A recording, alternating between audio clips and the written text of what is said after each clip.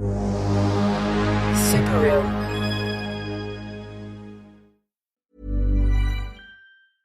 Ryan Reynolds here from Mint Mobile. With the price of just about everything going up during inflation, we thought we'd bring our prices down. So to help us, we brought in a reverse auctioneer, which is apparently a thing. Mint Mobile Unlimited Premium Wireless. How to get 30, 30, bit to get 30, bit to get 20, 20, 20, bit to get 20, 20, bit to get 15, 15, 15, 15, just $15 a month? Sold! Give it a try at mintmobile.com/switch. $45 up front for 3 months plus taxes and fees. Promo rate for new customers for limited time. Unlimited more than 40 gigabytes per month. Slows full terms at mintmobile.com.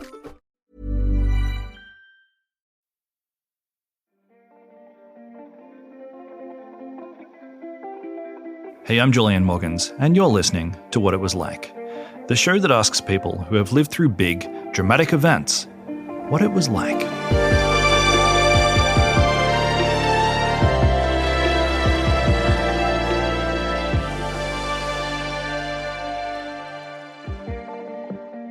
So I was on Instagram the other day, just scrolling around, wasting time, and I saw some photos of something that looked like a space shuttle. Like, picture a space shuttle, like, the big NASA spacecraft from the 80s that kind of looks like an airplane. Well, the photo that I saw, it looked like that thing, except that it was abandoned. Like, all of its windows were smashed, and it was in this rusting hangar, and it was covered in bird shit, and yeah, it was just abandoned. And I love abandoned stuff, so I was immediately enthralled. I was like, what is the story here? So I did some reading. And what I discovered is that in the 1980s, the Russians were actually building their own version of the space shuttle. And these were spaceships that were designed to blast into space and then turn around and land like airplanes. And of course, this is what the Americans were building. This was the NASA space shuttle, as I referred to before. And the Russians, their version was called Buran. It was the Buran space program. And Buran is a word that actually refers to a wind. It's a wind that blows through Russia and Central Asia. I looked it up.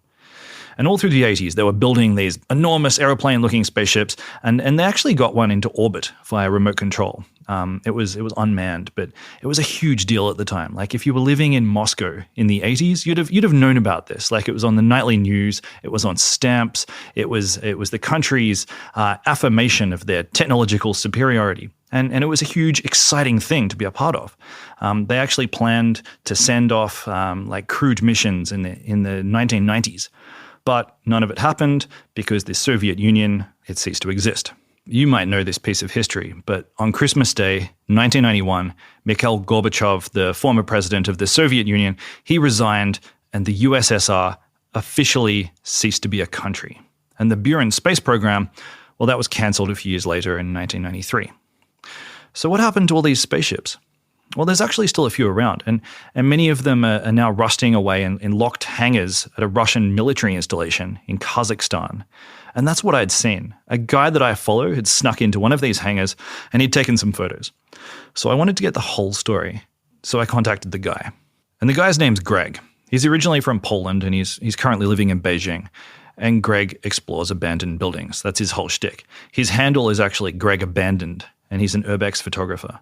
Again, you might know this already, but urbex is short for urban exploration, and there are heaps of these people out there on TikTok and Instagram, and they sneak into abandoned buildings, and I follow nearly all of them. And that's what Greg does. So he agreed to tell me his story of sneaking into this spaceport to photograph some abandoned spaceships. And I'll just flag that there was one detail in the story that I didn't really expect, and that's that Greg actually went in with a buddy. He wasn't alone. Two guys hiked in together, but Greg, he came out by himself. Hey, Greg, welcome to the show. Hi, Julian. How are you? I'm doing very well, thank you. Very well. So I want to know about urbex. Like, you do urbex as a career. What does that mean? How do you get paid? Like, what's it like being in this world? Well, first of all, that's funny. That's really funny that you say that's what you think. I actually don't get paid for this. I have a normal job. All right. Well, you've answered my question then. So you've got a regular normal job, and then you explore abandoned buildings as a hobby. Yes. We're obviously going to go and spend the entire episode talking about the abandoned buildings. But I'm curious, what's your normal job? I teach math. I teach calculus. Okay. Really? Yeah. So you teach in an international school in Beijing, and you teach calculus to your to your students. And then on the weekends, you explore abandoned buildings. Yeah. I mean, it's. I know it sounds weird, right? Like it's a bit unusual. But look, the people that I met that doing exploring, they are from all sorts of different backgrounds. And the thing is that connects everyone is exploring. You really, it doesn't really matter what you do, as long as you are willing to take those risks and you're adventurous and you go exploring, and then you do, sometimes you do need to be a little bit crazy, and certainly you have to have a different view of the world, and maybe a bit curious, more curious than the regular people, I would say. Okay.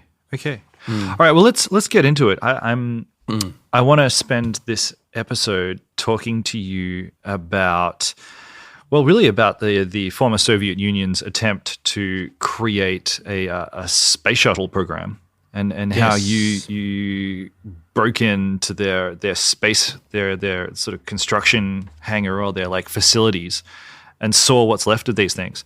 So set the scene for me. Yeah, you snuck in. You snuck in. Yeah. You don't break, you sneak. That's true. Hey, I'm just going to jump in here with some added bits of context, because there's a few parts of this conversation that I just want to distill for the sake of brevity. So basically, Greg and I talked about how within the urbex community, this hangar in Kazakhstan, it's kind of like the Holy Grail, like it's their version of Mount Everest. And that has a lot to do with its unique history. But it's also really just about how hard it is to get there, because getting to Kazakhstan, it's not really a direct route on most airlines. And then when you get there, very few people speak English. And then hiking to this base is really difficult, extremely arduous, and highly illegal. It's not just that you just rock up at the gate and you climb the gate. You have to climb. You have to hike through the desert to get there. Yeah. What are the distances involved? So, I did 40 kilometers hike through the desert one way, 40 back, so 80 together. Oh, wow. Okay, so that seems, I've done a bit of hiking, so I'm familiar with what it feels like to hike 40 kilometers. And it's, I'd say comfortably, that's probably a 3-day hike. So you're saying that when you get to the fence of this facility, you've got 40 kilometers between the fence and the first shed that contains the shuttles before you're going to get to where you want to be. Yeah. So I got dropped off in the middle of the highway, because we're talking about the Kazakhstani steppes. So it's not, when I say desert, I don't mean like a Sahara Gobi desert, right? The white sands. No.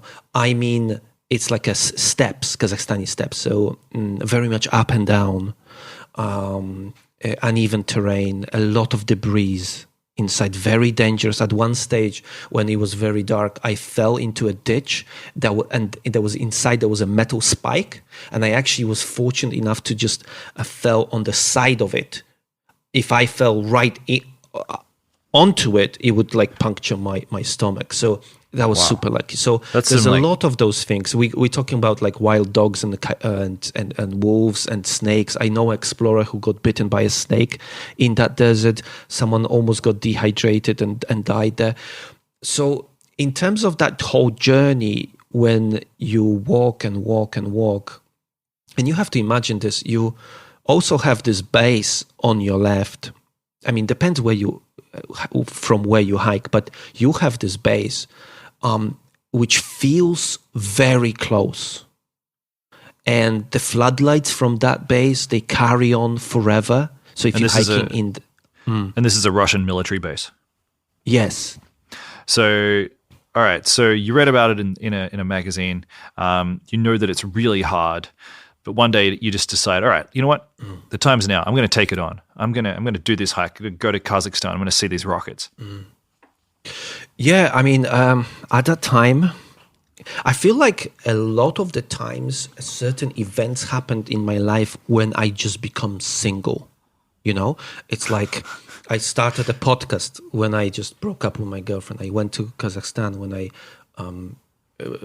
became single. I started exploring because I essentially divorced. So a lot of those things happened, and this was that time in my life where I felt like, yeah, I really want to do this. There was another explorer that has a very popular YouTube channel that I was talking to, Josh, Exploring with Josh. Maybe you heard about him. Mm-hmm. I didn't know Josh very well, but we talked quite frequently on Instagram, and so he was very keen to do it, and it was very difficult to find people that would have the means to do it and would be willing to do it. So originally it was me and him that was supposed to do it, but a month before he cancelled. And all of a sudden I was like, damn, I have to do this by myself. But I was so determined that I was willing to do this by myself.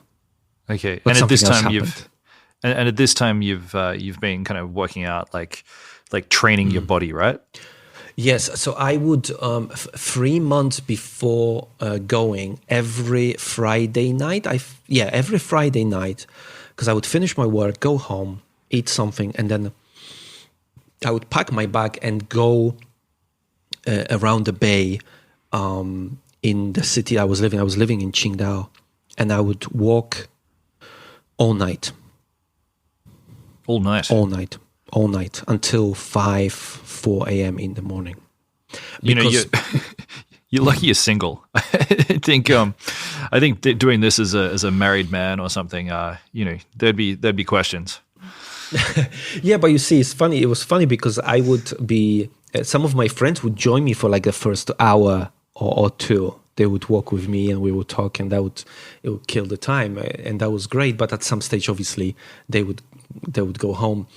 And I would keep walking because the thing was, I was not an expert on hiking or long distance hiking whatsoever. So I did some research. I learned about the distribution of the weight, how you're supposed to put that bag on your back, and how to drink water. I feel like I always been really bad when it comes to drinking water. I had kidney stones 3 times already in my life. Oh, wow. You're a bad drinker. In a way that helped me because I'm not a person who needs a lot of food or to drink in order to survive. I can go on for a couple of days and it will be fine, maybe with a little headache.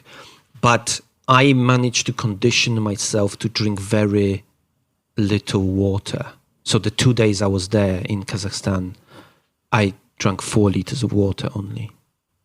2 days, damn. This is making me feel thirsty. Yeah, there you go. I'm gonna have a glass of water. Yeah. Okay, all right. So you're training for this trip, and Josh, he bails out. So it looks like you're gonna have to do it by yourself. Now what? Yeah. Okay, so this is where the story becomes slightly crazy because essentially, I think it was maybe a week before. I already had the tickets. I'm going by myself.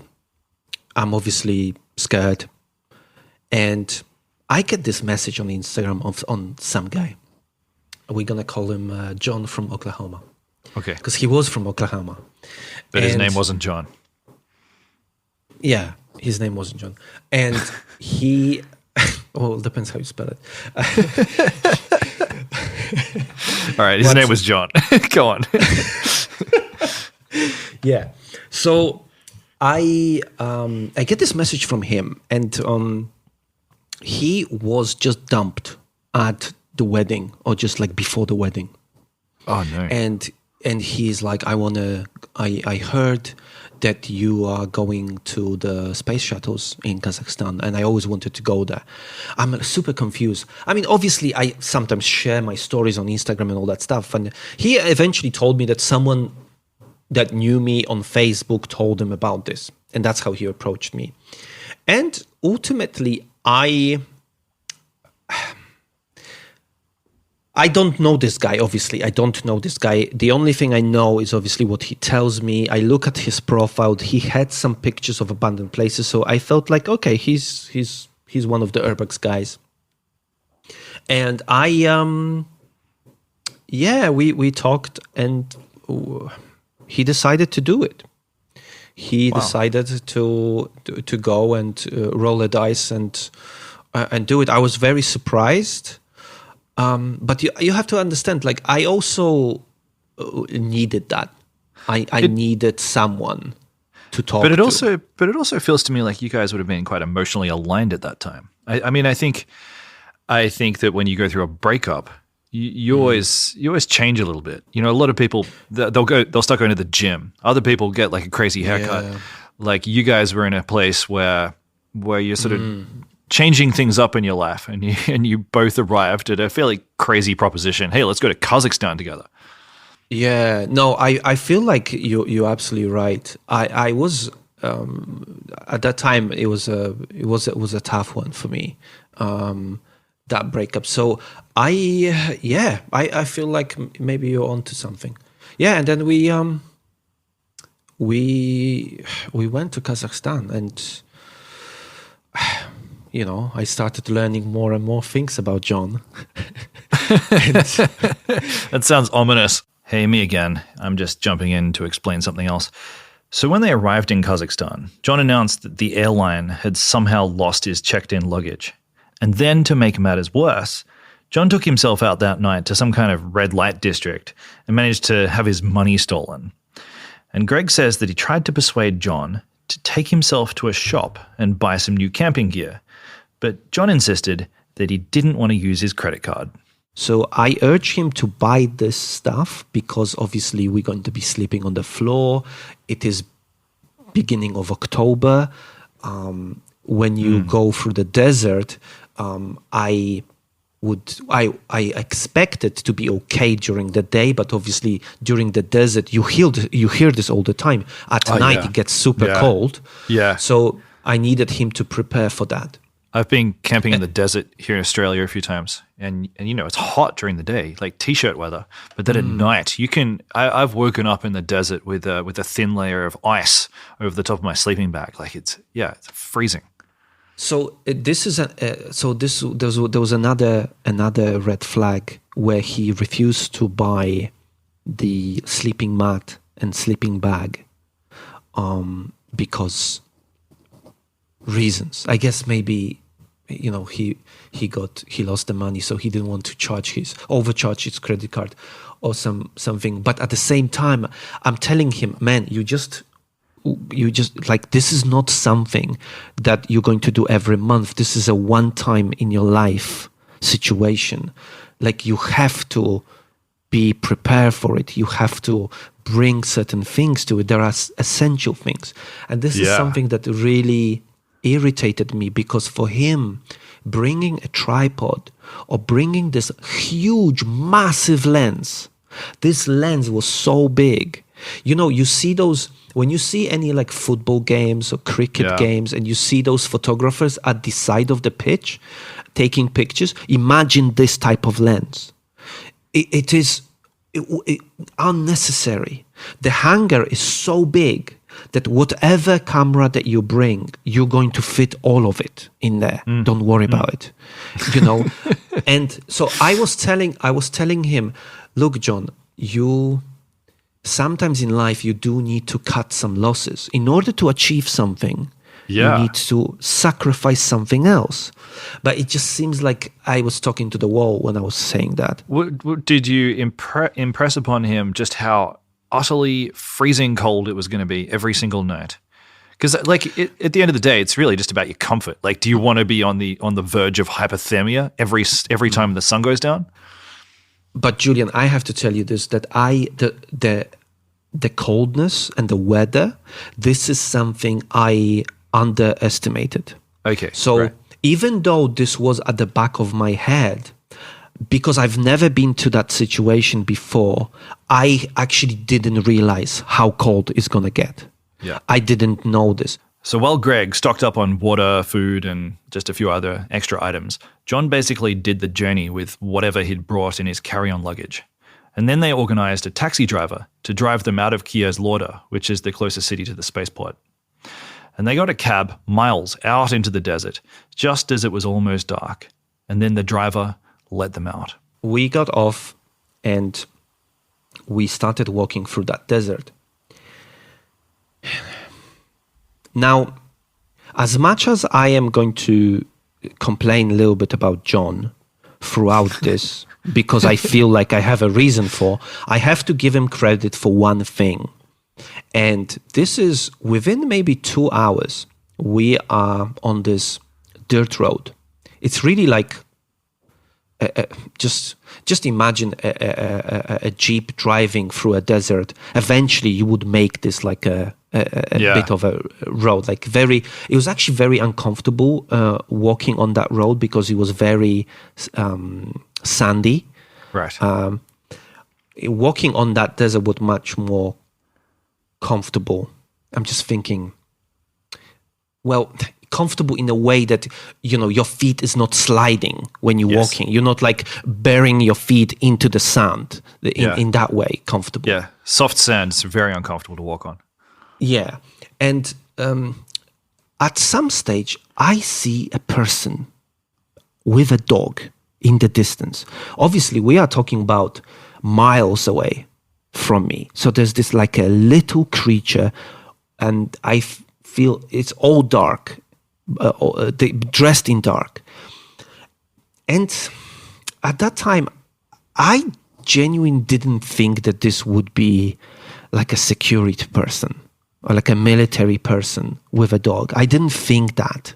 I refused to think that this would be someone like this, because for me, it was just ridiculous to think that there would be someone like in the desert. Right. Like, why would be security in the desert? Sure, have a security on site, but with desert makes no sense to me. Even if, like, you were well aware of where you were. You know, you're trying to sneak into a top secret Russian military installation.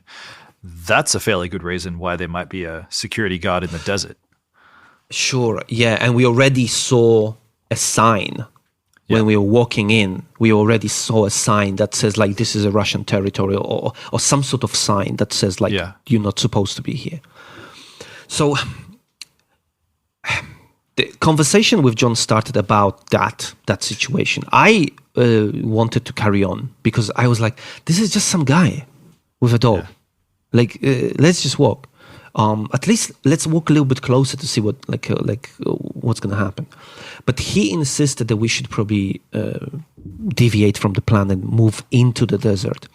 Now, obviously, because I planned this for so long, I knew that if we now turn into the desert, we are not going to be going towards the silo. There is this one missile silo destroyed, and that was supposed to be our first checkpoint.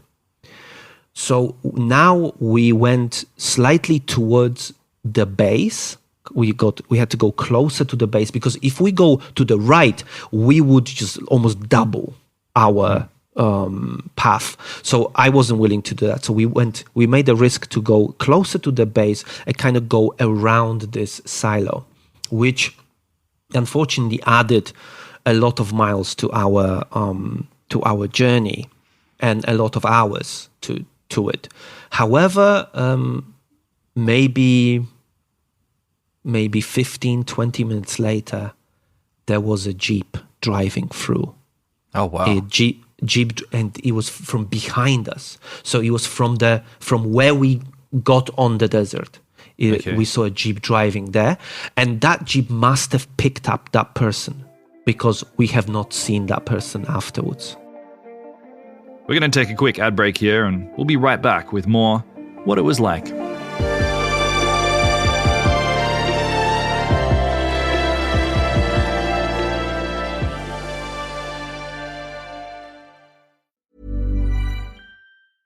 Ryan Reynolds here from Mint Mobile. With the price of just about everything going up during inflation, we thought we'd bring our prices down. So to help us, we brought in a reverse auctioneer, which is apparently a thing. Mint Mobile Unlimited Premium Wireless. How to get 30, 30, bit to get 30, bit to get 20, 20, 20, bit to get 20, 20, bit to get 15, 15, 15, 15, just $15 a month? Sold! Give it a try at mintmobile.com/switch. $45 up front for 3 months plus taxes and fees. Promo rate for new customers for limited time. Unlimited more than 40 gigabytes per month. Slows full terms at mintmobile.com. Why wait to see if you'll get something you like this Valentine's Day when you can go to BlueNile.com and find something you'll love? Whether you're looking to treat yourself to a little winter sparkle or show a galentine how much you appreciate them, Blue Nile offers a wide selection of high-quality designs, expert guidance, and free 30-day returns for the ultimate peace of mind. You can even design your own jewelry. Right now, save up to 50% at BlueNile.com. That's BlueNile.com.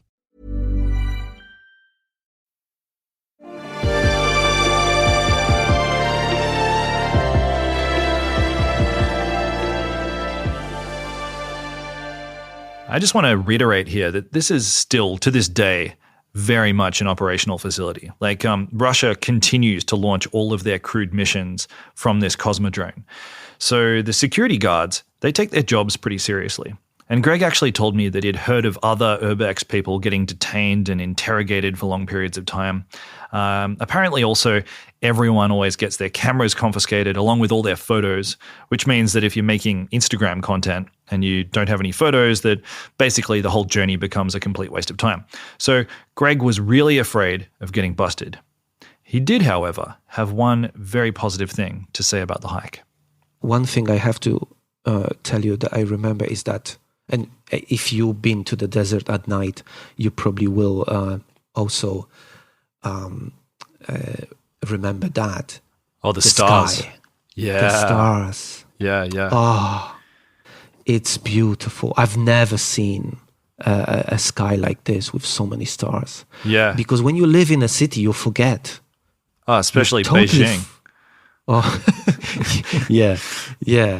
You totally forget there's so many stars. So that was beautiful when we were just lying on that desert looking at the stars. Because I think also humidity is really low as well. So you're not looking through miles of like wet air. You just it's like you're just looking through the Hubble Space Telescope or something. You can see the galaxy and it's gorgeous.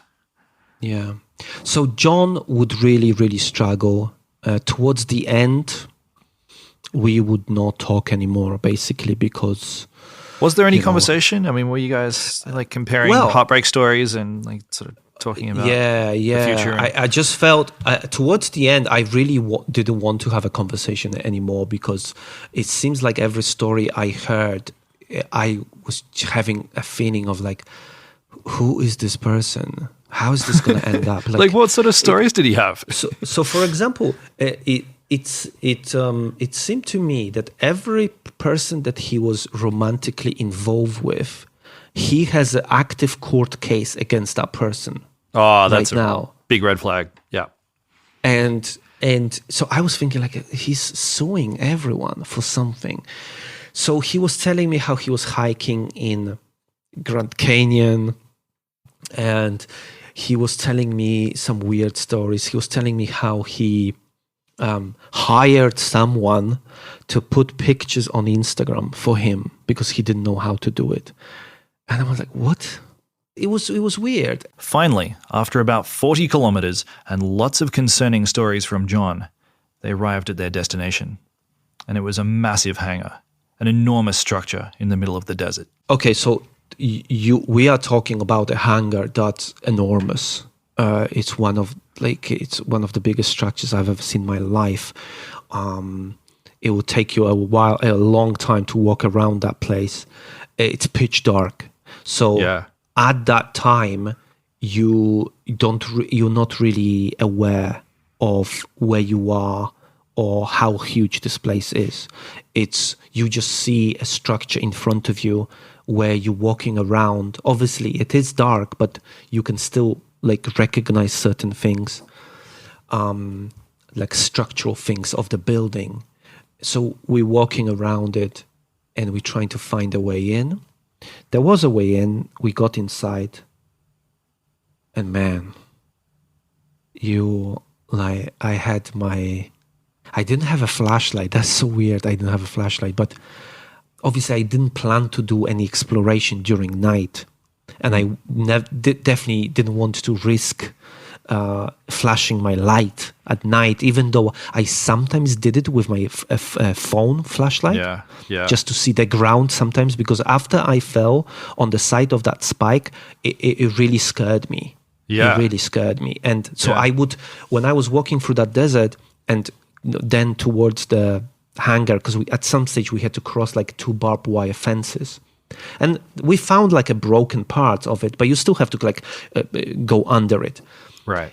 But I would flash a light from time to time just for 1 second, just to see the ground that I'm standing on, which I know it was a bit of a risk, but I felt like it was a risk I was willing to take at that time. But man, when I got inside and you go through like this corridor and you eventually go to this hall, to the main, the hangar, and you look at those shuttles and you all you have is this a small beam of light from your phone. It's this like mysterious dark thing that's in front of you. That's so enormous. Wow. I know people, if people ever heard me before saying this, they probably would say, oh my God, you always say this. But the pictures can never tell you how huge those shuttles are until you standing right next to them. They are impossibly big. I cannot describe how huge they were. That moment, it was bizarre, this moment. Yeah. I right now has like my hair is standing on my on my hands because I just remember that moment. It was crazy. But very quickly I told myself, like, stop it. Just go to the top of the floor. You haven't done it. You haven't achieved anything. I literally was telling this to myself. Yeah. You have not achieved anything. You just got here. Because I'm that kind of explorer. I'm happy after I finish. But when I'm exploring, I'm quite serious. I'm just always on alert. Right. My head is turning all the directions.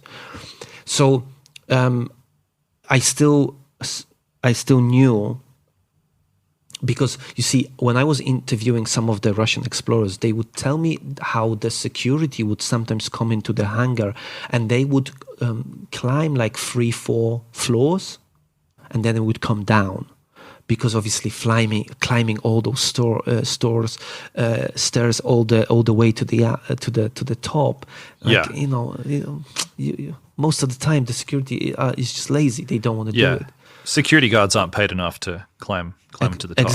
Exactly. So I felt like the safest way is going to be to go straight to the top, find some place to sleep, and this is what I did.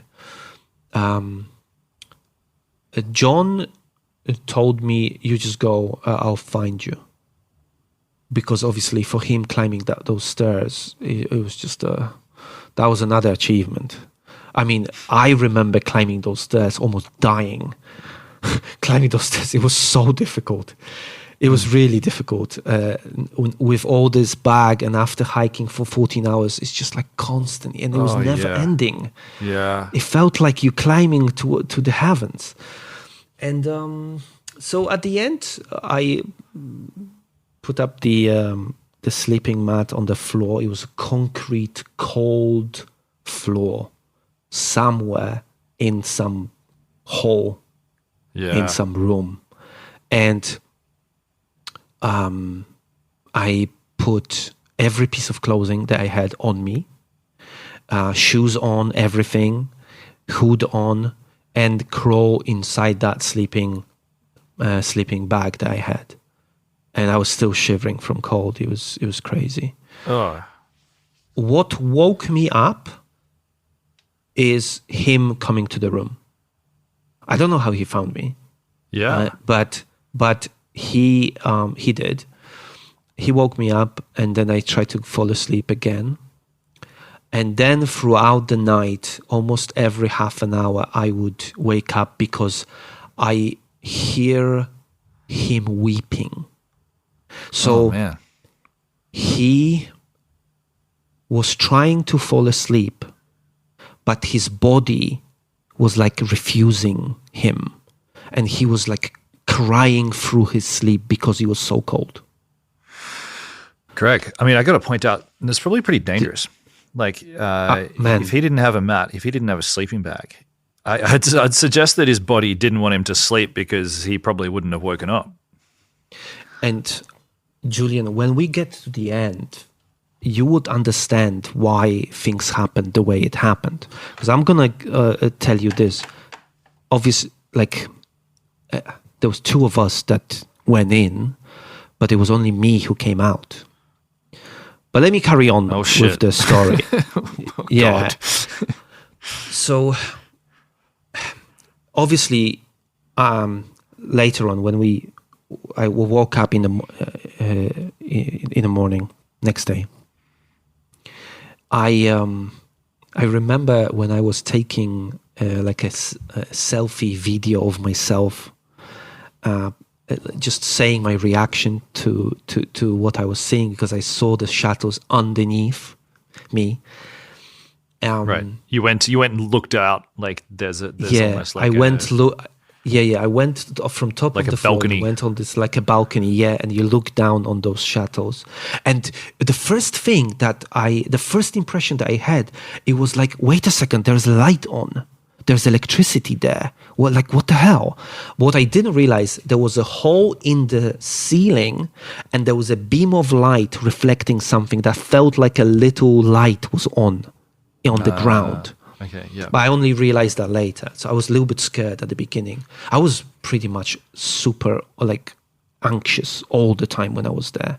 Yeah. Because you've been running on adrenaline.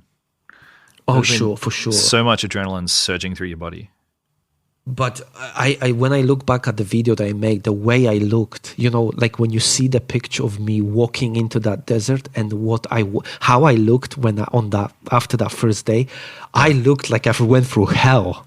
Yeah, I looked like I aged at least a couple years. But it was that moment. It was the best moment of my life. That was just purely amazing. The sense of achievement that I felt of being there but this was surreal moment, because it obviously you see these things, you know people went there, but now you are there. You are in the place when they are making space shuttles, and guess what? You are looking at two of them right now. Yeah. And it's just absolutely surreal, that moment. It feels to me a bit sad though at the same time. Like when I've seen the photos of these space shuttles, and they're covered in bird shit. They're in pretty bad condition. Like the windows are all punched out.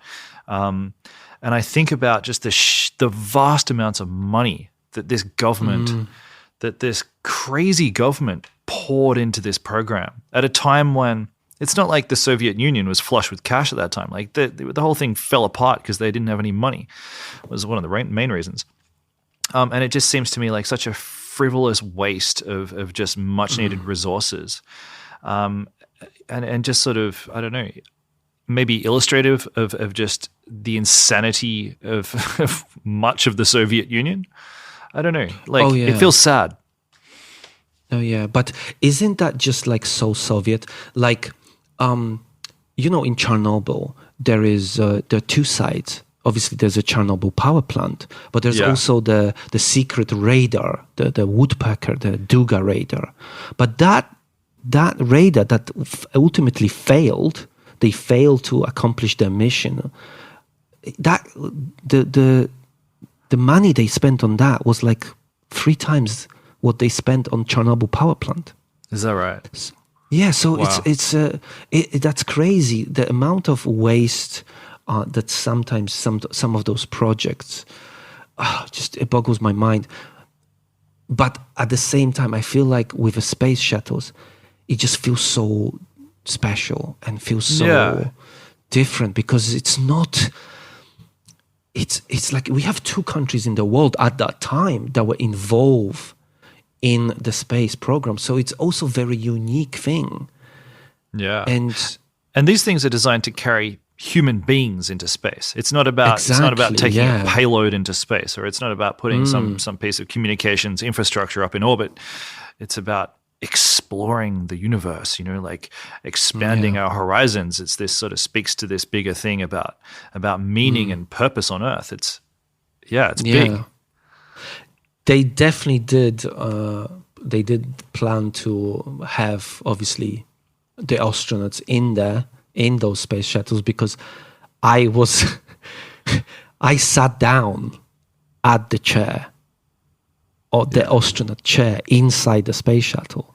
Wow. So this is like one of the best moments of my life. This is like a literal childhood dream come through that moment.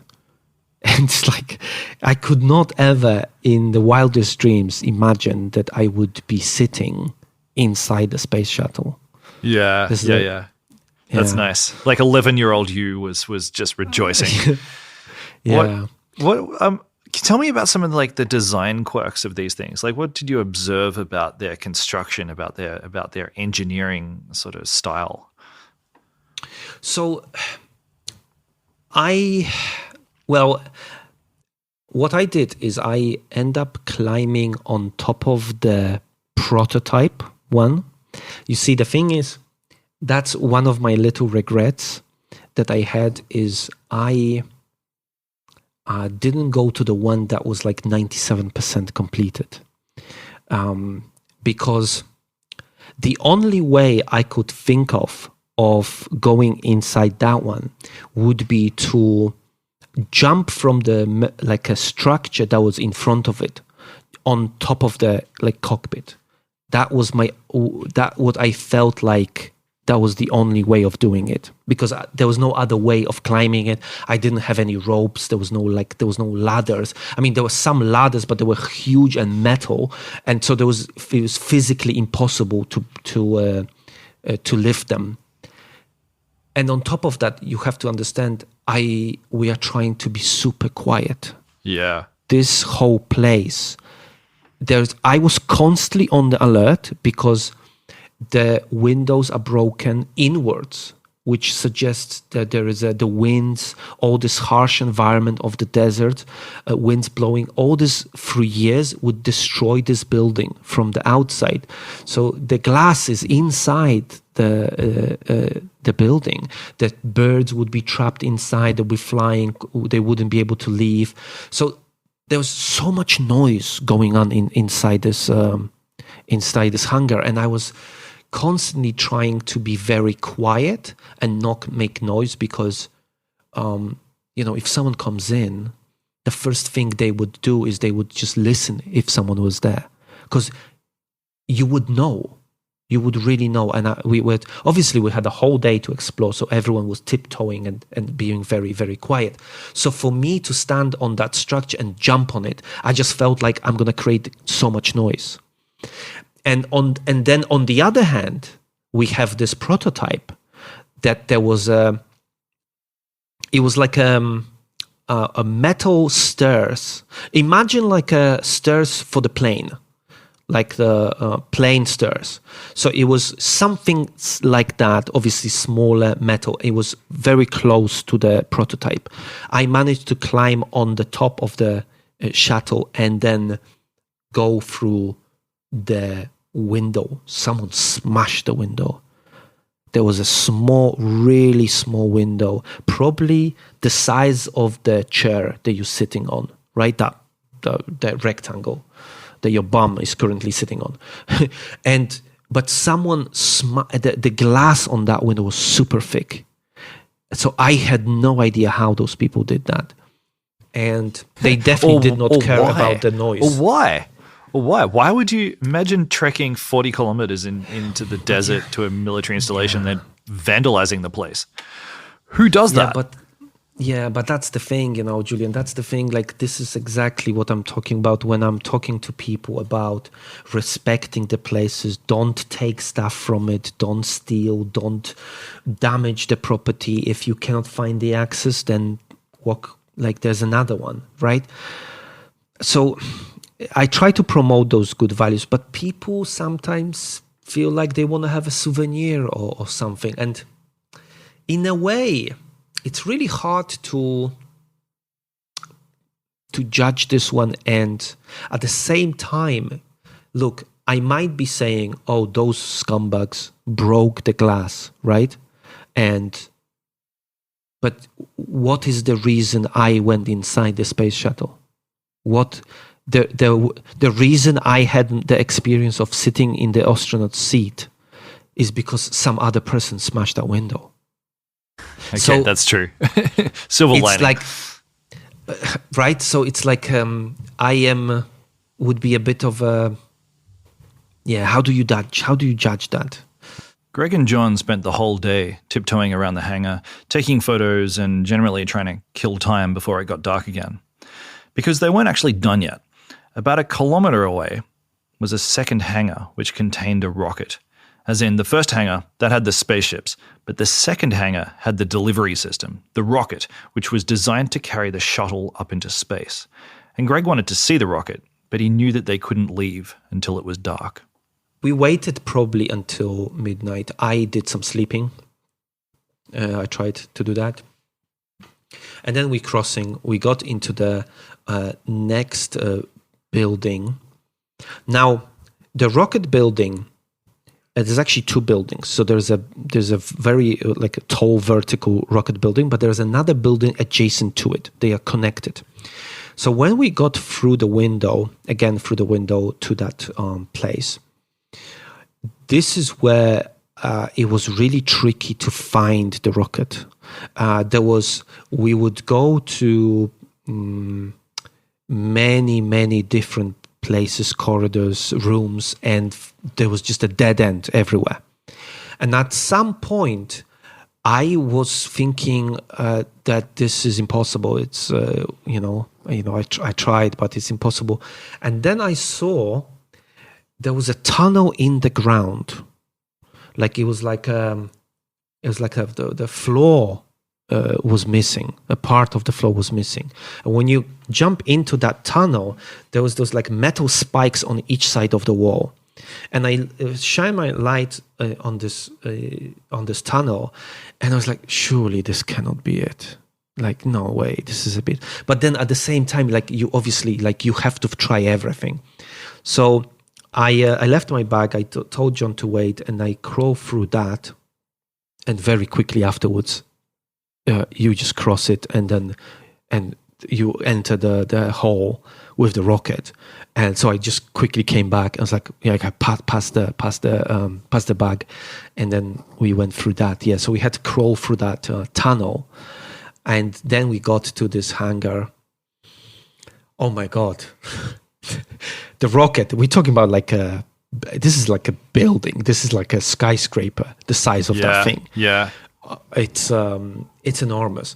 But this time around, I had no willingness to climb to the top floor. I just couldn't.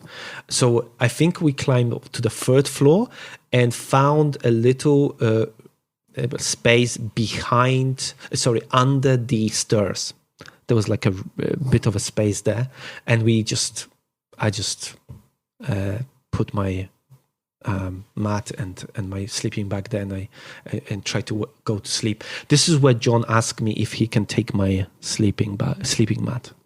Yeah, this was always going to come up, I think, because you're the schmuck who's highly organized, and you've planned this out, and you're sleeping in relative luxury every night, and he's sleeping on hard ground. So of course, invariably at some point he's going to be like, "Oh, buddy, can I have a turn of your mattress?" So there were few moments that John put me in impossible situations, and I was really thinking like, why are you doing this to me? This was really difficult situation because obviously, like I feel for the guy. Like I feel like I'm not a psychopath. Like I know that he's suffering. I feel for the guy. I mean, that's me. I'm often John in life, and I really feel for him. And yeah, it sounds like you're never John. It sounds like you're really good at thinking ahead, and but sometimes you just find yourself being John. I am this kind of person that I would organize things. I would always I remember living in London. Whenever I go out, I would always know what's the time of the last metro. Like I would have that information before I go. I don't know. It's just like the person I am. I would maybe sometimes be like too much when it comes to that. But I just but at the same time, like Julian, like this is not something I'm gonna do every year, right? Like this is something I potentially will never ever do again, even though I would love to return. I planned this for so long, and on top of that, you don't want to say like I told you so, but at the same time, like I did tell you, like I did tell you. I suspect that you did tell him I told you so. I suspect you did. It came out because all of a sudden I have to find excuse to tell him no. Like I have to tell him. So he asked and you said no. Yeah, and it's really I really don't know how to feel about this, because at one point I feel like was that a shitty thing to do, but at the other thing I think to myself like, look, okay, we went here together, but it's not like this is like a person that he's my friend, that I know, that we had some history, that I care about. Of course I care about, but it's not the same level, right? And also, it's like we are two strangers in that situation, and both of us should prepare for this. And why should I be punished because I prepared and he didn't? And also, that's fair enough. I think it's fair enough. I mean, like you in a parallel universe, you might have left as friends. You might have walked out of that desert as best buddies. But it's pretty annoying that he found himself in this situation, or he put himself in this situation because he was too much of a tight ass to buy a new mattress and a new sleeping bag. That's annoying. But you see, when you make friends, it's pretty straightforward how some people connect, but there are some people that for whatever reason, like you're just not gonna be friends. It's not gonna work out. I had that feeling from like few hours into that desert. I knew it. I knew it's not gonna work out. The next day they woke up and John had somehow survived another freezing cold night without a sleeping bag, and they got to work photographing the rocket. And if you go to Greg's Instagram, you'll see these photos. And it just looks like an enormous, very classic rocket with a nose cone at the top and maybe some tail fins down the bottom. It's obviously amazing. But Greg couldn't help but notice that John had started limping. Somehow, through all this process, John had injured his knee, which was a problem. Of course, it was a problem for John, but, it was really a problem for both of them because they had a huge distance to hike to get back. But John refused to admit that he was in pain, so the two of them waited until it was dark, and then they set off again into the night. And we waiting and waiting and waiting, basically for the darkness. And I think after 8 or 9, we decided to go. And yeah, this is where things start to get a bit tricky, because when we reached the hangar, the one we were previous day, he wanted to have a break. I'm like, dude, we are still on site. Like, let's have a first break when we leave the site, when we cross the barbed wire fence and we are in the desert. And this is where I noticed how slow he was walking, and I just genuinely didn't know how this is going to work out. One other thing I have to mention is in that rocket hangar, I found a thermal blankets. They were like they look like silver type of things, you know. I know the ones, yeah. Yeah, and so I would, it was either one and I ripped it, or it was two. I think there was two of them. I wrapped them around my arms, and then I put my hoodie over them. Yeah. And the reason for it is because I felt this will keep me warm. Yeah. And so the reason I mention this is because when I'm walking then through the desert on my way back, I'm making this sound, shh, shh, shh, shh. That's all I'm hearing because of those things. At the same time, I would turn around and John would stop, but he wouldn't tell me. He would just stop so then I go back a little bit to him sitting on the ground, and I tell him, man, you have to tell me that you want to take a break. And then we would take a break because, you know, it's getting dark. It was still, we were in the desert. It was still, it was dark, but it wasn't like I couldn't see him, right? So I just, I would frequently just turn around just to see where he was. I was a little bit ahead of him. And he would stop and stop and stop. And the amount of time he was stopping, the frequency started to increase. And the distance were getting shorter and shorter. And eventually it was like every 600 meters he was stopping. He's getting tired. And walking on that knee must be really painful.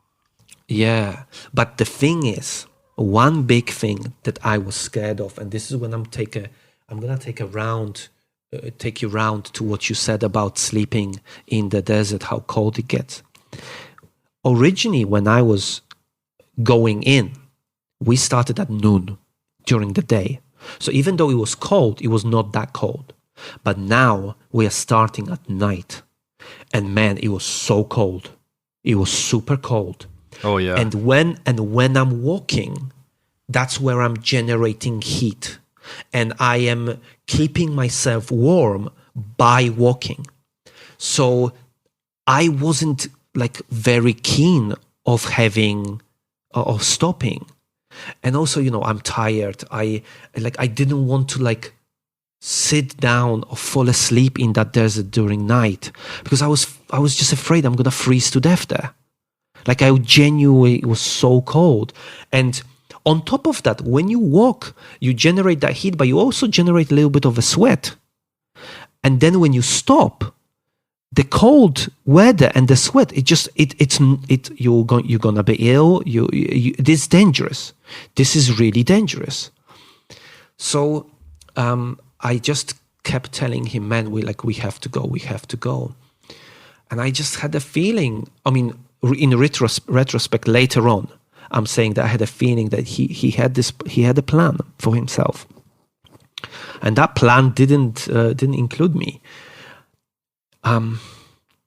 He started telling me that I should leave him. And this was another moment where I was like, dude, are you for real? That was the last thing I wanted. We went here. I told him like we gone here. We went in together. We're gonna come back together. Like no way. Even though I knew like I'm not gonna be his friend, whatever. We're not gonna be chatting every day. But you know, I'm not gonna leave the guy behind. And now it starts to get darker and darker. And it gets to the point where when he stops, it was a couple of times where I had to really go back and try to find him because I couldn't see him. That's concerning. So he'd stopped, got left behind, and now you couldn't see him. Yeah. And on top of that, look, the base is still on our right. The floodlights from the base, the light carries in the desert. So what I mean is like, it still feels like you are so close. So because it's funny, like when we walk in, at some point we saw the hangar, this really tall hangar, this rocket hangar. So we were like so happy that it's there. But it was still like, we were still walking for like 7 hours before we reached there. So it feels like it's there, but the distance is so misleading. So all of a sudden, I'm in this desert, it's dark. I cannot just shout and say, John, where are you? Because like I'm not going to attract attention to myself. I've just achieved this thing. I want to get home. I want to, edit those pictures, have those pictures, right? Yeah. And then Julian, like at some stage, unfortunately, I turned around and he wasn't there. And I couldn't find him. Wait, he wasn't there. He disappeared. I couldn't find him. So what happened? And it was crazy. Because I was so angry. I was so angry because I was like, what is this guy doing? How can this guy do this to me? And I was also afraid a little bit, because I was afraid first that something's going to happen to him. Yeah. And then also I was afraid. I mean, like, he might have just fallen down one of those like pits with the spikes in it that you were talking about earlier. Yeah.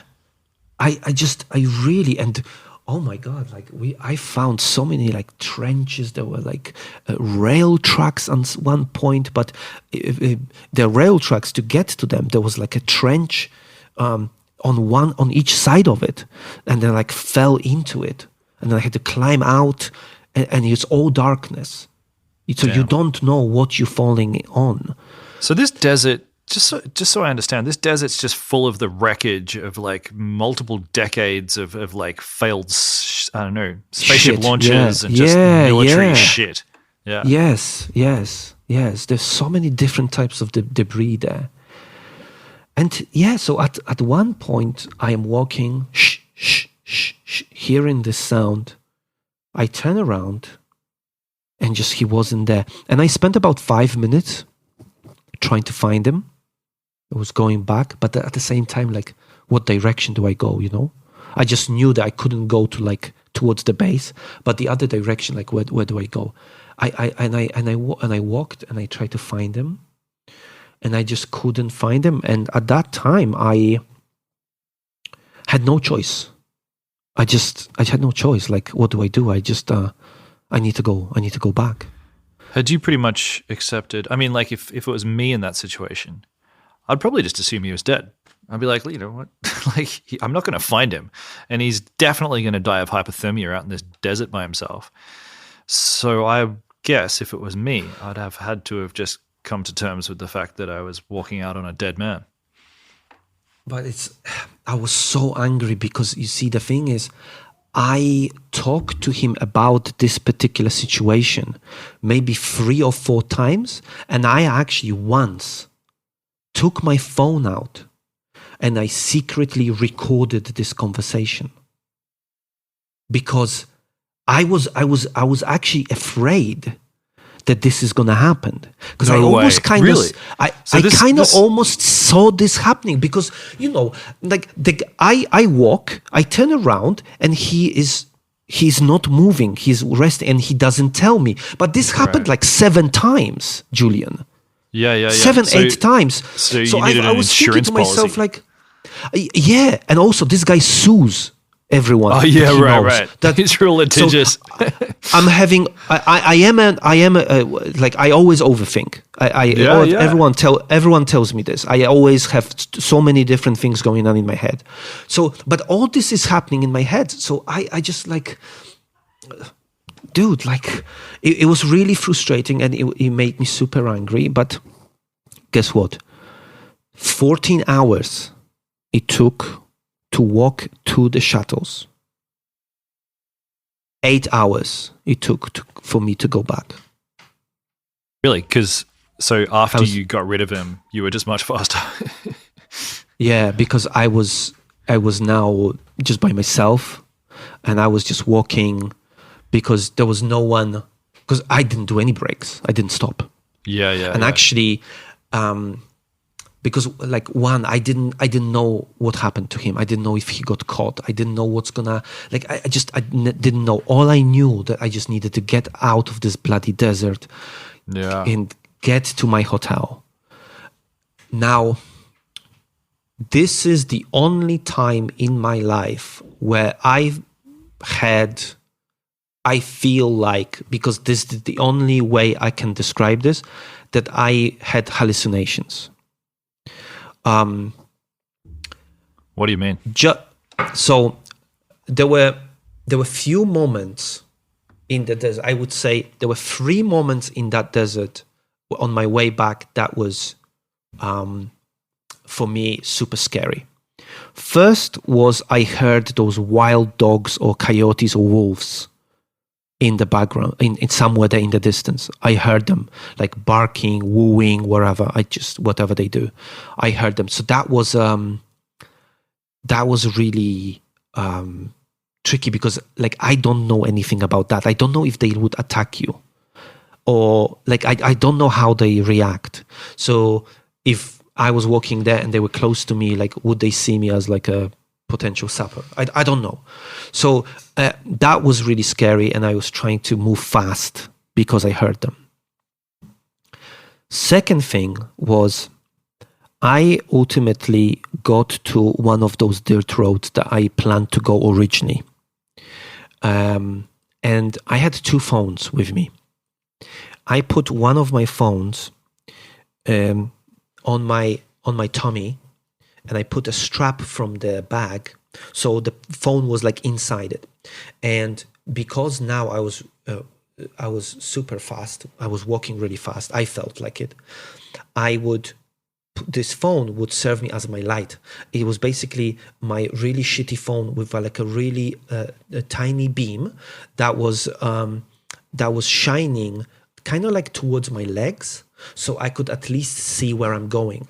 Because again, like, you know, like I told you before, it's dangerous there. I didn't want to get hurt. At some point, I hear a bit of a noise behind me. I turn around and I see 2 lights. 2 lights. Car, from a car. There is a car behind me in the distance. Like how far? And I'm like, talking like kilometers? It's far. It's okay. Far. It's definitely far. But you know, the lights, you would see the lights because 2 beams, right?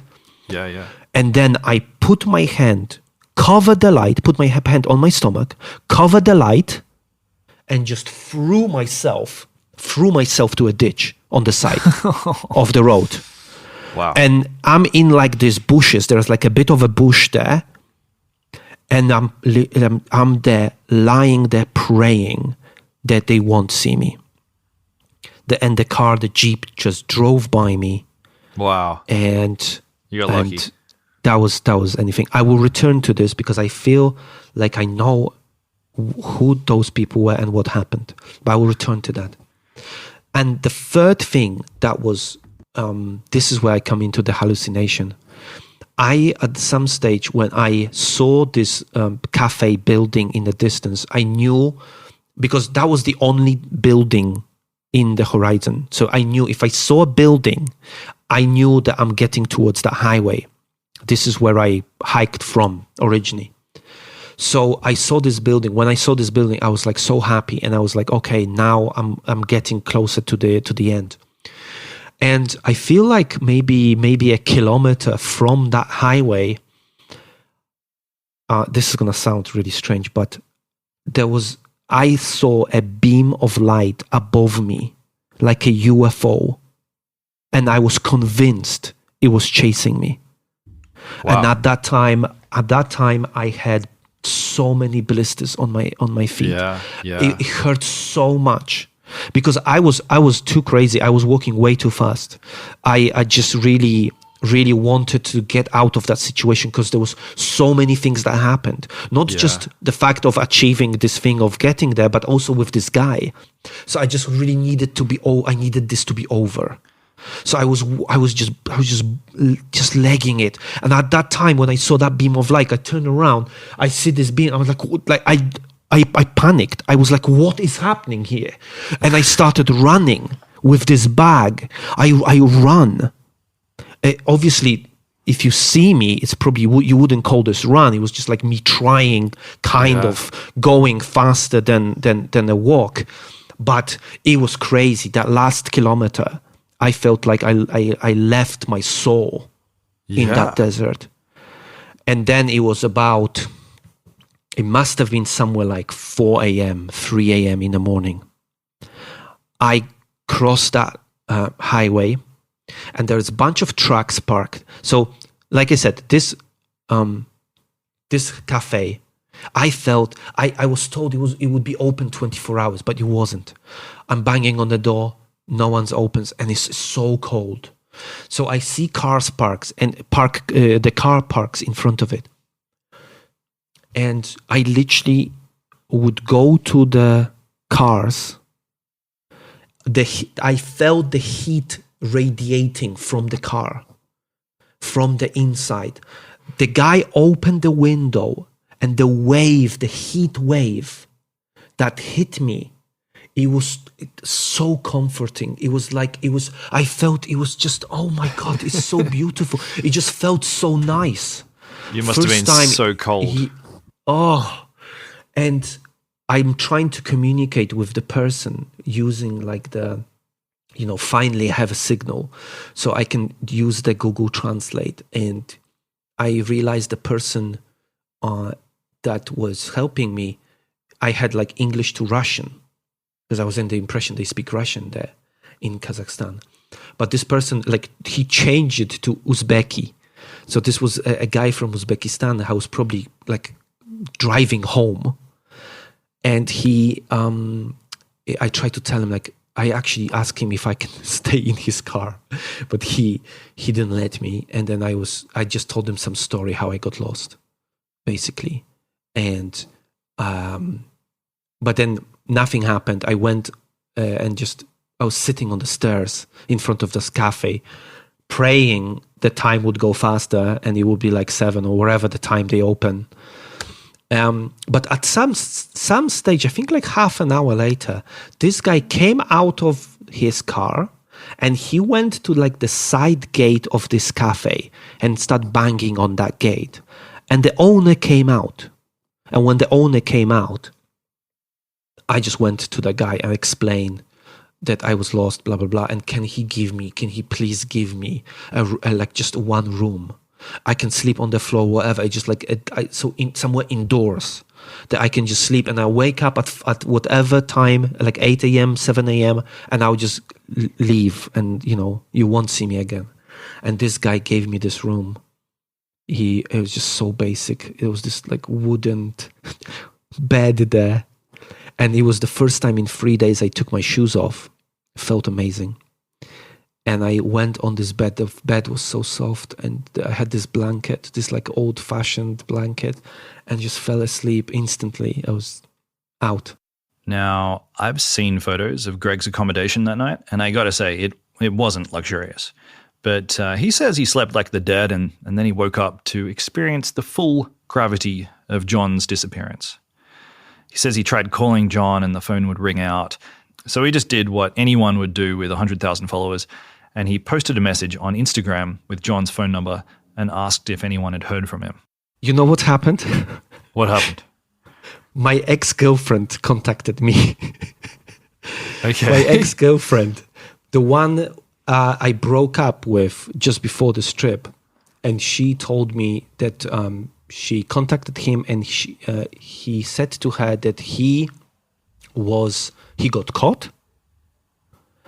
I believe that he was in that Jeep in the middle of the... Yes, that's what I believe. No way. Okay, so hold on, wait. So he deliberately got caught? Like that was his plan? That was his exit strategy? That was his plan. Okay. Yeah, because he could not walk back anymore. So his only way to get caught, to leave this desert alive, was to get caught. And I have absolutely no idea how this happened, like how he got caught. But if he started screaming, flashing light, I have no idea, because I have never spoken to him since. Why not? You haven't been tempted to just hit him up and be like, hey, John, remember that thing that we did? I did. Yeah? I did. And you didn't write back? Yeah, that's really it. There was one moment like extra moment that it's really sad, because obviously when we were planning this, we were flying to Kazakhstan. I already had tickets. He had to buy the tickets, right? So we were not flying obviously at the same time, but we were planning to leave at the same time, especially when we bought the flight tickets from Almaty to to Kyzyloda. We bought the return tickets. So we were flying to that city together, and we were supposed to fly back on the same flight. And yeah, he saw me at the airport. I know. And you guys didn't. But I was just. You didn't wave, nothing. I was just a stranger to him. I was just a stranger. Yeah. That was really sad. But I was happy that he was alive. I was happy that he was able to leave. So John didn't die, which is great news, obviously. And although he was atrociously ill-prepared and, pretty average company a lot of the time, Greg says that he's actually really glad that he didn't try to do this journey alone. I mean, at least there was someone to talk to. And I probably would be really freaking out. And also that very first moment when we got off that dirt road into the desert, if I was there by myself, I'm wondering if I would do that or not, or if I would carry on walking on that desert. And then 40 minutes later, there was that Jeep. Yeah, that's right. You'd have been busted. You needed him. I would have been busted right away. Yeah. So it feels, in that way, I feel grateful that I did this with him. And it feels to me like the top line story here is that it's about your adventure into Kazakhstan to visit these abandoned space shuttles. But really, it's also a story about a friendship that wasn't. It's about how you went in with this guy and you guys, there was a bit of friction the whole way through, and then you left alone. I mean, that's really the subtext here. Yeah, it's sad. When you look back at the whole thing, what's your sort of, what do you think you learned? When you try to do, because when we go exploring certain places, we call missions, right? So when you do a mission, and I already have a new one, that there's a spot that I would like to do, but if I am going to do this place, I will do this with someone who is an urban explorer, who's been around, who I know more than 5 days, basically. That's the biggest lesson I've learned from this, that certain things you just need to be a little bit more careful and plan more carefully than that. Yeah. I think it'd be the same lesson if you decided you wanted to do Everest or K2, or if you wanted to do the Appalachian Trail or any sort of long, arduous hike. You'd probably want to veto your friend a bit. Oh, sure. Yeah, for sure. Yeah, I don't think I would do those things. I mean, they're different. No, I know. The through line is hiking. Yeah. I don't. You see, the hike. I'm not like a massive hiker, but yeah, I recently did a hike to the abandoned part of Great Wall, through the mountains. Hike through the mountains. That was wow. Yeah, that was hard. But the end result is what you go for, That's the thing that people see on Instagram. They see that last 5 minutes of this whole day. And it's funny how people always ask me, like, oh, I would love to go with you. And like, really? Like, are you sure? Because I don't think you would really want to go through what I go through to get that last picture. Because it's not glamorous. It's definitely not. Yeah, totally. Greg, we're going to have to wrap it up in a moment. I guess really one last question, and that is, I know that you've got a book. Tell us about your book. Oh, nice. Yes, so I am a busy man, obviously. I've been to so many places, and because of COVID, obviously, my travel was restricted just to China. I found myself just exploring all over this country, almost every single province. in here. And I decided, you know what? How about I do a book called Abandoned China? And so that's where I decided to compile the stories of those places. So I divided the book into 3 parts. And first part that's out now, the book one is about the rocket, the abandoned space rocket here that I found in China. Very lucky. And power plants, factories, planes, trains, ships, bicycle graveyard, and car graveyards. That's going to be the first one. So it's heavy industry. Yeah. Wheels, a lot of wheels. A lot of wheels. That's right. That's really the through line. What's where can people find this book? I think the easiest way would be to go on gregabandoned.com and just follow the links for the Abandoned China book, and then people can get it there. I think that would be also easy. Yeah. And of course, people can follow you at Greg Abandoned on Instagram. Yeah, if you want, you can do that. Yeah. As an avid follower, I'd recommend it. I've enjoyed following you for a while, and I've enjoyed our conversation here today. Oh, so Greg, thank you. Likewise. Yeah. Thanks so much for your time. It's been an absolute pleasure. Oh, thank you for inviting me. And you've been very kind to me. So thank you so much. If you've enjoyed today's episode and you're thinking you've got a story that could work for what it was like, then please hit me up. I love to hear from people. I am Morgans Julian on Twitter and at Julian Morgans on Instagram. Today's episode was produced by Rachel Tuffery. It was edited and mixed by Jimmy Saunders, who also did our theme music. Our cover art is by Naomi Lee Beveridge, and this whole thing has been a Super Real production.